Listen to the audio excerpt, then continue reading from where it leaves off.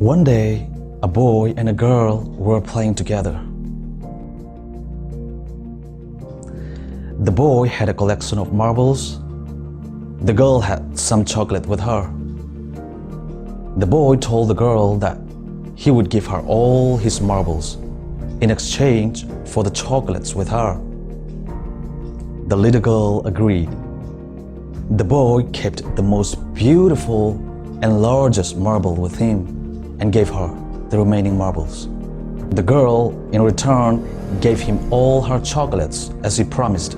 That night, the girl slept peacefully, but the boy could not sleep as he kept wondering if the girl kept some chocolate from him the way he had hidden the best marble from her.